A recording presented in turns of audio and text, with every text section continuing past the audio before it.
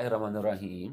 The Providence, who is omnipotent, omnipresent, omniscient, and transcendent. Today is my lecture on the importance of trees and our planet Earth. My name is Najam Askari as a geographer and environmental scientist.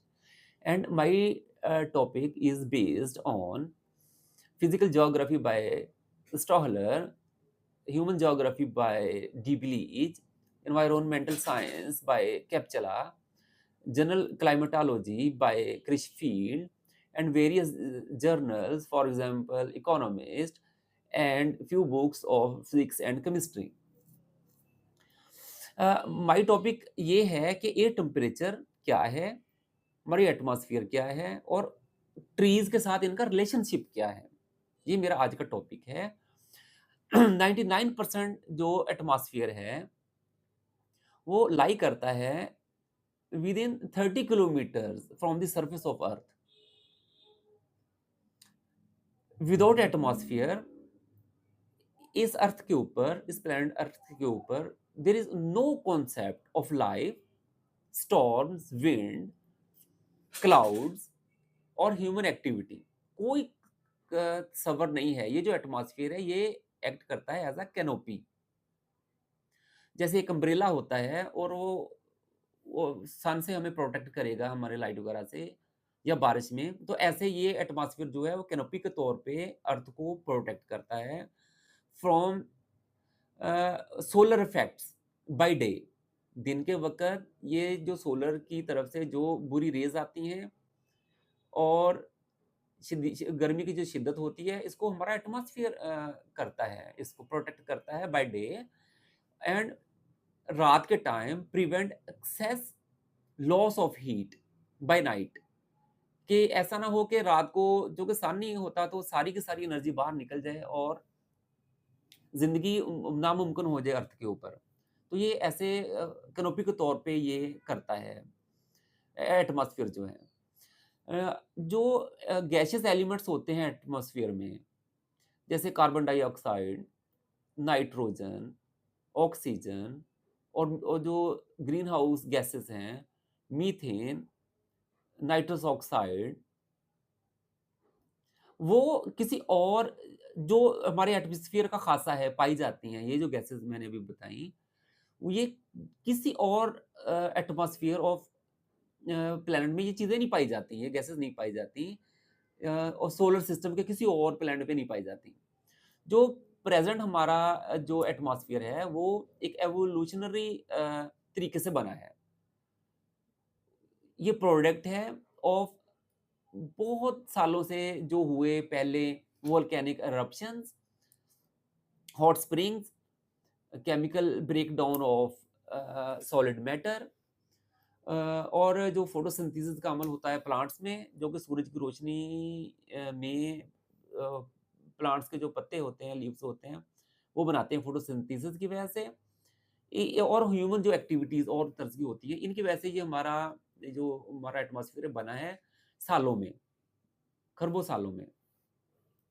अब जो हमारा atmosphere के निचली जो होती है 15-20 kilometre तक की जो तय होती है, उसमें ड्राई एयर जो वो कंसिस्ट करती है nitrogen, oxygen, carbon dioxide, nitrogen, helium, neon, argon, xenon, krypton वगैरह। इसमें हीलियम, क्रिप्टॉन, ज़ीनॉन, आर्गन वगैरह ये इनर्ट गैसेज़ हैं, ये किसी से रिएक्शन नहीं करती, लेकिन ऑक्सीजन, कार्बन डाइऑक्साइड वगैरह करती हैं। अब कार्बन डाइऑक्साइड और ऑक्सीजन इसके जो 2 मेन जो कंपोनेंट हैं ड्राई एयर के, वो जो हमारे जो टॉपिक से रिलेट करते हैं एयर टेम्परेचर और ट्रीज़ के हवाले से, वो ये हैं ऑक्सीजन और कार्बन डाइऑक्साइड।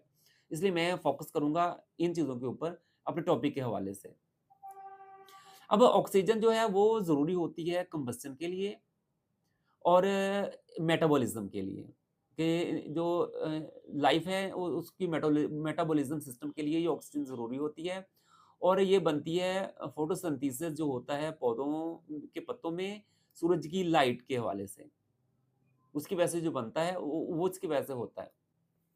अब कार्बन डाइऑक्साइड जो है वो कंबस्शन और एक्सहेल साँस वगैरह लेने की वजह से ये पाई जाती है, फ़ज़ा में पाई जाती है, उसमें एटमॉस्फियर में पाई जाती है। और रेडिएट्स करती है और ऑब्जॉर्ब करती है ये कार्बन डाइऑक्साइड जो एटमॉस्फेयर में है, लॉन्ग वेव्स को, रेड कलर की जो वेव्स हैं, लॉन्ग वेव्स वो। अब ये जो हमारे मुँह में जो लाइट नज़र आती है व्हाइट कलर की, वो कंसिस्ट होती होती है 7 कलर्स और 7 किस्म की जो हमें नज़र आती है जो, वो वेवलेंथ जो होती है, वो 7 कलर्स के ऊपर वो ये मोहित होती है, जिसमें सबसे जो छोटी वेव है वो आएगी वायलेट, फिर इंडिगो, फिर ब्लू, फिर ग्रीन, फिर येलो, फिर ऑरेंज, फिर रेड। अब ये रेड जो है ये लॉन्ग वेव होती है तो इसको ये रात के टाइम कुछ इसका हिस्सा अब्ज़ॉर्ब कर लेती है, कार्बन डाइऑक्साइड जो कि हमारे एटमॉस्फेयर में है, बाकी को रेडिएट बैक कर देती है to the surface of earth जिसकी वजह से टेम्परेचर एक रहता है। अगर ये ना हो तो शदीद सर्दी हो जाए रात के टाइम और रहना नामुमकिन हो जाए हमारे प्लैनेट अर्थ के ऊपर।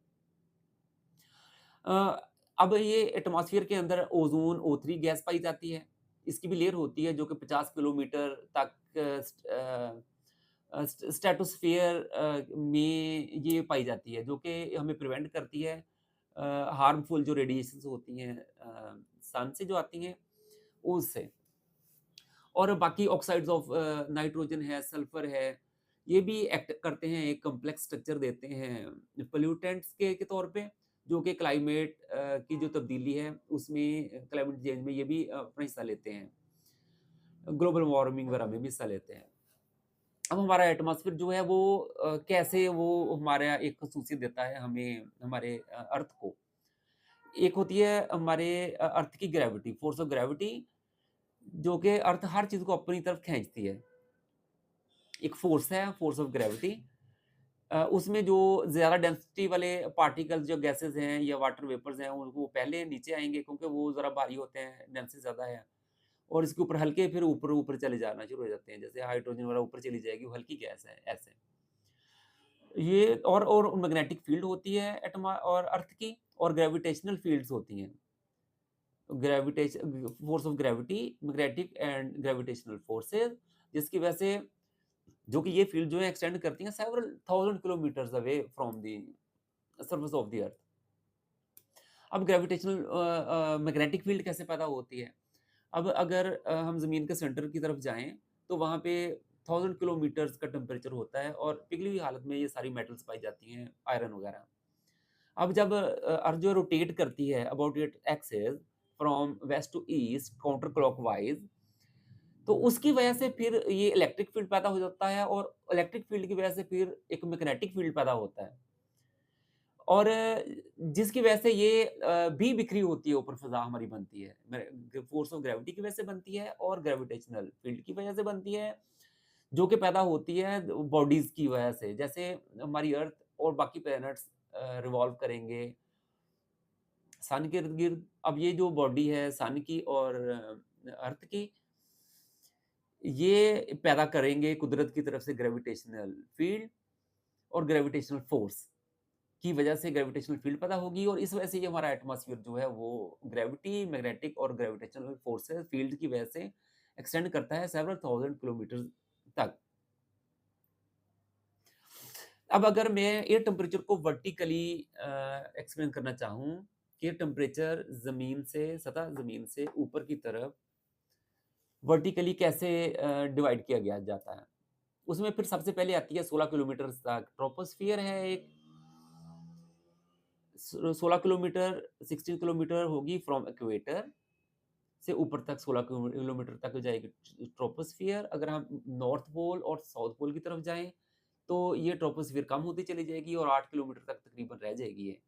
क्योंकि ज़मीन जो है वो ओवलेट स्फीरॉइड है, बेज़वी अंडे की तरह की है, जिसकी वजह से और ग्रेविटी वहाँ पे ज़रा कम हो जाती है, तो इसलिए ये ट्रोपोस्फियर की जो एरिया है वो भी कम हो जाता है और इसमें सारे क्लाउड्स ट्रोपोस्फियर में आएँगे 16 किलोमीटर के अंदर-अंदर। विंड यहाँ पे आएगी, स्टॉर्म्स यहाँ पे आएँगे, रेन यहाँ पे होगी। सारी एक्टिविटी जो हमारे रिलेटेड है एयर टेम्परेचर के हवाले से और ट्रीज़ के हवाले से वो ट्रोपोस्फियर में आएगी। और इसकी और ख़ुसूसियत होती है कि जैसे-जैसे हम एल्टीट्यूड जो हमारा बढ़ेगा, ऊपर की तरफ हम जाएँगे, तो ये जो एयर टेम्परेचर है ये कम होता चला जाएगा और इतना कम हो सकता है कि -60 डिग्री तक ये जा सकता है कम होके मिनिमम। फिर उसके बाद स्ट्रेटोस्फीयर आएगी जो कि 50 किलोमीटर तक है फ्रॉम द सरफेस ऑफ अर्थ, और इसमें ओज़ोन O3 पाई जाती है, जो कि हमें बेशुमार हार्मफुल रेडिएशन ऑफ सन से हमें प्रिवेंट करती है। फिर मेसोस्फीयर है 80 किलोमीटर तक, इसमें मीटेओराइट्स वगैरह बर्न करते हैं एयर फ्रिक्शन की वजह से। और फिर उसके ऊपर थर्मोस्फियर है जो कि 400 किलोमीटर, 500 किलोमीटर तक जाती है, और उसके ऊपर फिर आयोनोस्फीयर वगैरह आ जाती है, जो कि टेम्परेचर वगैरह फिर बहुत ज़्यादा होता है उसमें।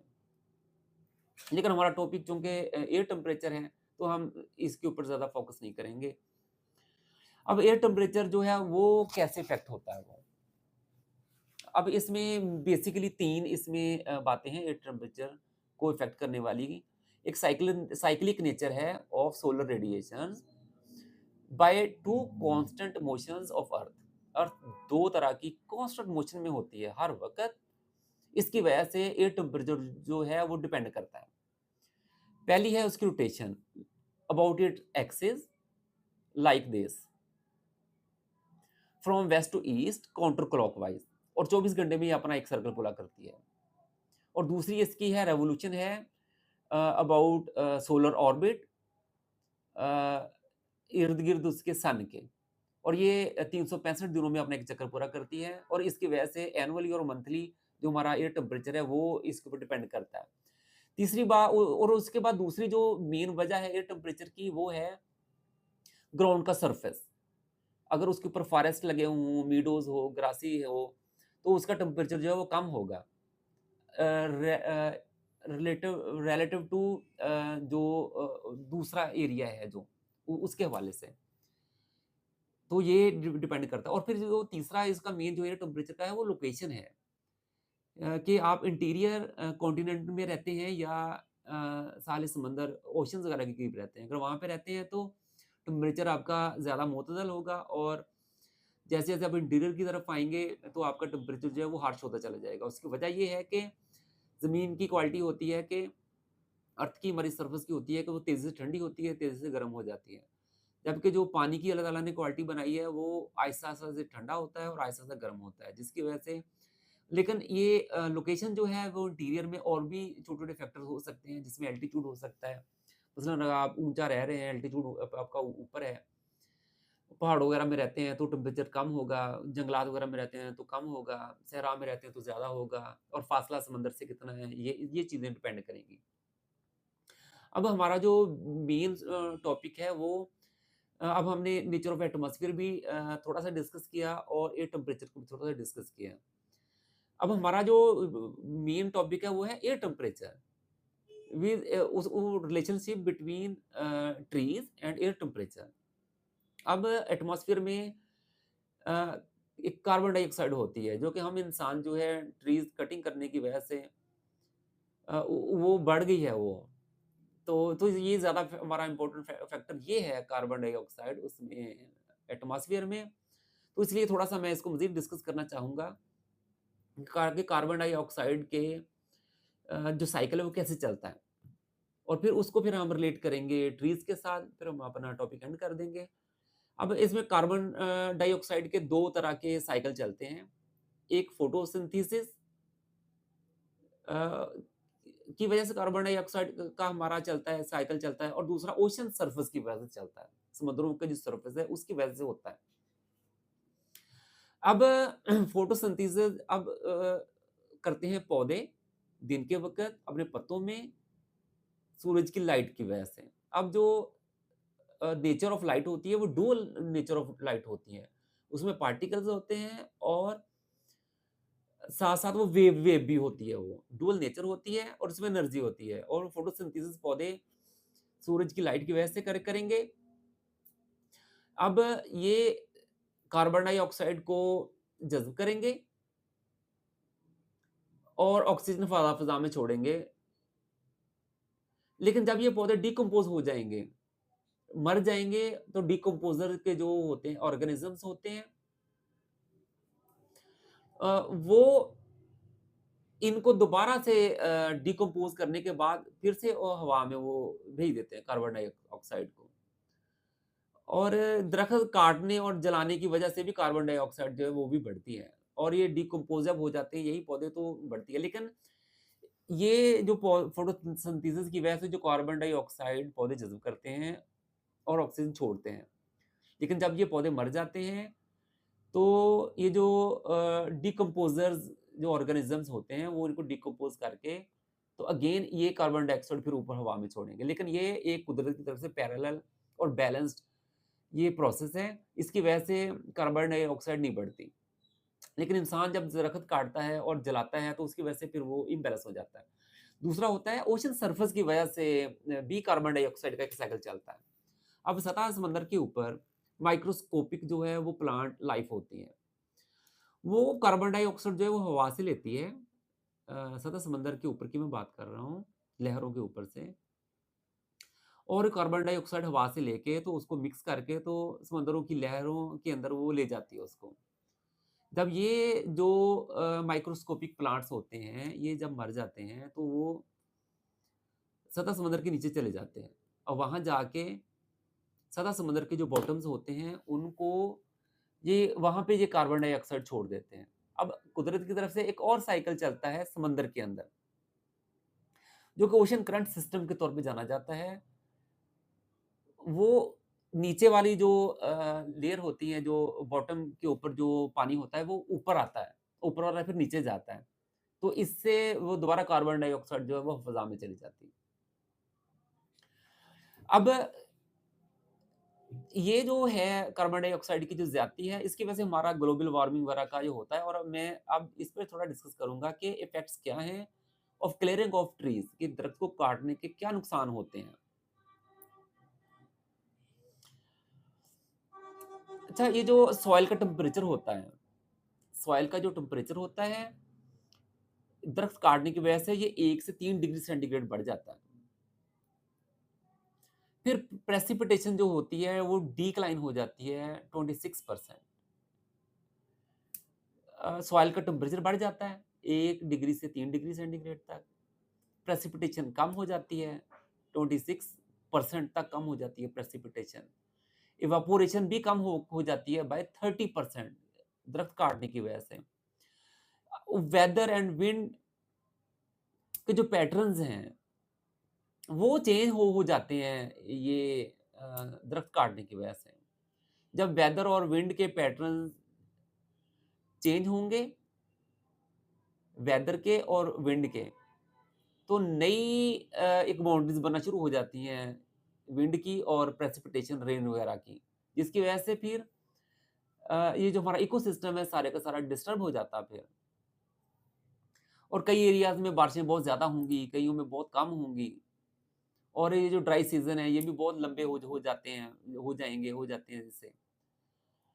और हज़ारों किस्म की जो स्पीशीज़ हैं, वो ख़त्म हो जाएँगी जब ये विंड और ये वेदर का जो पैटर्न है वो चेंज होगा। तो हज़ारों किस्म के और इंसान को भी नक़ल मकानी करनी पड़ जाएगी और बहुत सारे जानवर और बहुत सारी जो इकोसिस्टम की जो मखलूक़ात हैं, स्पीशीज़ हैं, हज़ारों किस्म की, वो ख़त्म हो जाती हैं वो भी। अब एक और जर्नल में ये एक आर्टिकल शाया हुआ कि हमारे बेसिकली 2 पोल्स हैं, एक नॉर्थ में है, एक साउथ में है। नॉर्थ के पोल को कहते हैं आर्कटिक ओशन जो कि जमा हुआ है और नॉर्थ साउथ के पोल को कहेंगे एंटार्कटिक ओशन। ये जो एंटार्कटिक ओशन है, सिर्फ मैं अगर इसकी बात करूँ तो तकरीबन 90-91% जो टोटल शीट्स हैं दुनिया की बर्फ़ की, तो ये यहाँ पाई जाती हैं। जो ग्लोबल वार्मिंग की वजह से या दरख्त काटने की वजह से या डिफ़ॉरेस्टेशन की वजह से ये जो साउथ पोल है इसकी अगर वो पिघलनी शुरू हुई हुई है वो बर्फ़ और ऐसे ही आर्कटिक की भी हुई हुई है। और बाकी आप देख लें रशिया और ये ग्रीनलैंड वगैरह के जो एरियाज़ हैं वो भी पिघलना शुरू हुए हुए हैं। अगर ये प्रोसेस ना रुका, जो कि साइंटिस्ट ये कहते हैं कि 2 डिग्री सेंटीग्रेड बढ़ रहा है टेम्परेचर पर 50 ईयर्स ऑफ अर्थ का, ये ग्लोबल वार्मिंग की वजह से और क्लाइमेट चेंज की वजह से। तो सी लेवल जो है 200 फुट तक राइज़ हो सकता है, हो जाएगा। तो इसका मतलब है कि बेशुमार जो जज़ायर हैं हमारे आइलैंड्स वगैरह हैं, वो इसमें डूब जाएँगे उसके अंदर।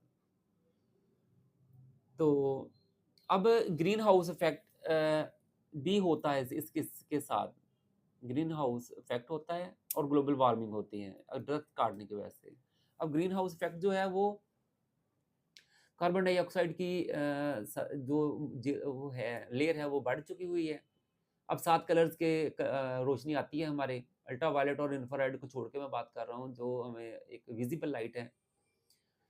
उसमें दरख्त काटने की वजह से कार्बन डाइऑक्साइड की जो सतह है वो बढ़ गई हुई है हमारे एटमॉस्फेयर में। तो रात के टाइम ये जो हमारी रेड वेव्स हैं, जो लॉन्ग वेव्स हैं, उसको ये रिफ्लेक्ट कर देती है वापस ज़मीन की तरफ, जिसकी वजह से टेम्परेचर बढ़ रहा है। इसको ग्लोबल वार्मिंग भी कहते हैं। 2 डिग्री सेंटीग्रेड पर 50 ईयर्स के हिसाब से ये बढ़ रहा है, साइंटिस्ट कहते हैं, जिसकी वजह से ये प्रॉब्लम्स आ रही हैं, जिसमें सॉइल का टेम्परेचर बढ़ रहा है, प्रेसिपिटेशन कम हो रही है, इवापोरेशन कम हो रही है, वेदर विंड पैटर्न जो हैं वो चेंज हो रहे हैं, जिसकी वजह से इकोसिस्टम हमारा तबाह हो रहा है। और हज़ारों जो स्पीशीज़ हैं वो डिस्टर्ब हो रही हैं, मर रही हैं, ख़त्म हो रही हैं वो। और हमारे जो एंटार्कटिक आइस शीट्स हैं, जो कि 91% ऑफ अर्थ की जो आइस है वहाँ पे, वो पिघले जा रही है और 200 फीट तक उसकी जो सतह समंदर की जो सतह है वो ऊपर हो जाएगी, बढ़ जाएगी। और जो 92 मिलियन पीपल हैं हमारे अर्थ के, एक रिपोर्ट के मुताबिक, वो हैं रिस्क के ऊपर ऑफ एनुअल फ्लडिंग, कि फ्लड आएगा, फ्लड आते हैं बहुत ज़्यादा और ये दरख्त की वजह से आता है, दरख्त काटने की वजह से आता है और ग्लोबल वार्मिंग की वजह से आता है, क्लाइमेट चेंज की वजह से आता है। 92 मिलियन जो हमारे पीपल हैं, ह्यूमन बीइंग्स हैं, वो एट रिस्क पे हैं और फ्लडिंग के। और जैसे-जैसे क्लाइमेट बढ़ेगी, टेम्परेचर बढ़ेगा, क्लाइमेट चेंजिंग और ग्लोबल वार्मिंग वगैरह बढ़ेगी, उसमें ये जो इंसेक्ट्स हैं, इंसेक्ट बॉर्न जो डिजीज़ेज़ हैं, फॉर एग्ज़ाम्पल मलेरिया, वो बहुत ज़्यादा तेज़ी से स्प्रेड करेगी, वो कर रही है। क्लाइमेट बाउंड्रीज़ जो हैं, वो शिफ्ट हो रही हैं, जिसकी वजह से कई इलाकों में बहुत ज़्यादा बारिश होगी, कईयों में कोई ड्राई हो जाएगा, कईयों में बारिश बहुत ज़्यादा बढ़ जाएगी, कईयों में एक्सट्रीम जो है वो स्नो स्टॉर्म्स आते हैं आएँगे, स्लीट आएगी, और आइस स्टॉर्म वगैरह आएँगे उसके ऊपर। और ये जो स्पेल्स होते हैं हॉट और कोल्ड वेदर के, ये बहुत तेज़ी के साथ ये बढ़ेंगे, बढ़ रहे हैं।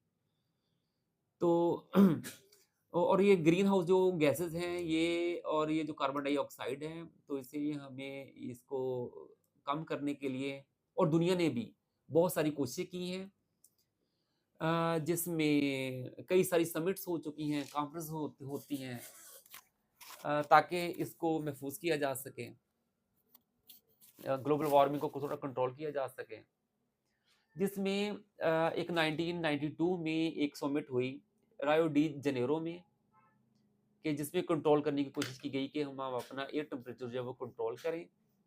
फिर 1997 में क्योटो प्रोटोकॉल आया। क्योटो प्रोटोकॉल के बाद एक और कॉन्फ्रेंस हुई ब्यूनस आयरीज़ में 98 में, और इसके बाद अभी तक बेशुमार होती हैं वो, क्योंकि दुनिया इस बात पे आ रही है कि दरख्त ज़्यादा लगाएँ और कार्बन डाइऑक्साइड की जो हम ऊपर भेज रहे हैं वो कम से कम हो, ताकि हम इंसानियत की खिदमत कर सकें।